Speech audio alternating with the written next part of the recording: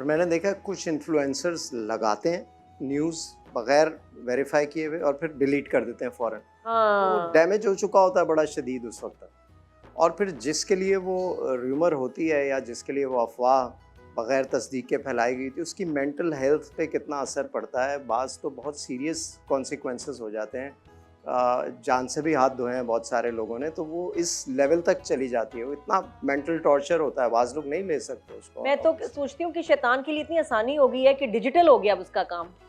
इसका शैतान का हाँ डिजिटल हो गया, फास्ट डिजिटल दौर ने शैतान का काम आसान कर दिया। फड्डे कराना, फितने खड़े करना, लोगों को बदनाम करना, झगड़े कराना, it's just become so digital. और वो कुछ मैगजीन्स होते हैं, वो अपने फॉलोअर्स गेन करने के लिए ड्रामे में कोई अगर कैप्शन है, महमूद असलम साहब की वो खबर लगा दी थी कि खुदा न खास्ता उनकी वो एक खबर ऐसी लगाई, फिर वो बेचारे शूट पे थे और सब परेशान, हम भी फ़ोन कर रहे हैं, फिर उन्होंने वीडियो बनाई, उनकी फैमिली पे क्या गुजरी होगी उस वक्त, सब कितना टेंशन में आ गए परेशान। तो इस तरह की खबरें बगैर वेरिफिकेशन के लोग फॉरवर्ड किए जाते हैं, बड़ा एक अजीब कल्चर। और कुछ तो ना बहुत सेंसिटिव चीज़ें होती हैं जिस पे जब आप बात करते हैं बगैर वेरीफाई किए तो बहुत बहुत बड़ा मसला बन सकता है किसी के लिए। और ख़ास तौर पे देखिए स्कूल कॉलेजेस में क्या होता है, इतना डैमेजिंग जब आप एक बच्ची के बारे में अफवाह उड़ा दें। लड़के करते हैं, लड़कियां करती हैं, यार उसके बारे में कह दो ये तो ड्रग्स बेचता है बच्चा,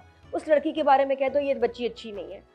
उफ, कितना बड़ा जुल्म करते हैं आप। और उसमें फिर पेरेंट्स भी शामिल हो जाते हैं। हाँ हाँ भाई उसके बारे में सुना, उनकी बच्ची तो ऐसी है, उनका लड़का तो ऐसा है, इसीलिए स्कूल से निकाला, इसीलिए वो स्कूल नहीं आता, या इसीलिए बच्ची जो है देखो ये हो गया वो। कैसे इसके सब चीज़ों की पकड़ है।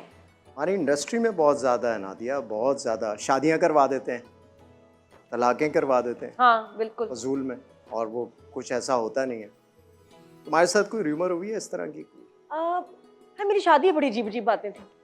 जब उस पर मैंने कहानियाँ और वीडियोस देखी, मुझे उस वक्त फर्स्ट टाइम मुझे लगा हर यूट्यूबर ने ना $4 बनाने ही हैं मेरे शादी से, बजाय मुझे सलामी देने के मेरे से सलामी ले रहे थे सब डॉलर्स में। अजीब खबरें। एक क्या था कि जी निदा यासिर ने मुझे एक क्या कहते हैं उसको, पेटी सी होती है, चेस्ट ऑफ गोल्ड दिया है, ट्रेजर बॉक्स दिया, पता नहीं क्या, उसमें बेशकीमत तहाइफ हैं, और उसमें मेरी फैसल की तस्वीर के साथ निदा भी बैठी हुई है और वो संदूक भी पड़ा हुआ है। क्या उसमें से सोना गिर रहा है, फोटोशॉप किया। ओहो, लोग ऐसे क्लिक कर रहे हैं कि पता नहीं क्या अजीब बात है शादी की, हम लोग हैरान हो रहे हैं। फिर एक तो यूट्यूबर कमाल खातून, मैंने मेरी सोच से पता किया, मेरे लोगों ने मुझे बताया, मैंने उसको कॉल किया, मैं कहा तुम्हारे लोग हैं कौन? नेटवर्थ जो आती है सारे एक्टर्स की पता नहीं कितनी मिलियंस ऑफ डॉलर्स में आ रही होती है। हाँ नहीं ऐसा नहीं था। डॉलर्स में। अच्छा फिर इसमें चालाकी है कि अच्छा ठीक है मैं इसको ठीक कर देती हूँ, लेकिन फिर आप मुझे कुछ बहुत अंदर की बातें बताएं, आप मुझे जरा इंटरव्यू देना। मैं कहा भाई तो ब्लैकमेल वाला इंटरव्यू तो मैं करूँगी नहीं, तो आप बेहतर हटा दें, नहीं हटाएं तो ना सी, आपकी मर्जी, खुद ही पढ़ेंगी।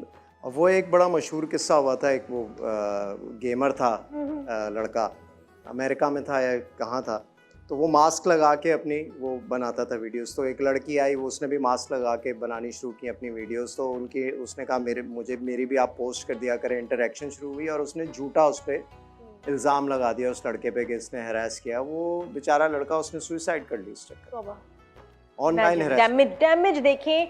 और फिर ये कि how will you live with yourself. लोगों को इतना एहसास ही नहीं होता कि हमने शेयर दबाया, हमने ये किया, हमने किसी का बुरा किया, बुरा होता है।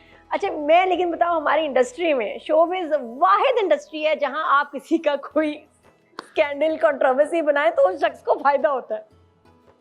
एक्चुअली आप देखेंगे कि उनको प्रमोशन ज्यादा मिल रही है, न्यूज में आ गए, उनकी रेटिंग हाई हो जाएगी।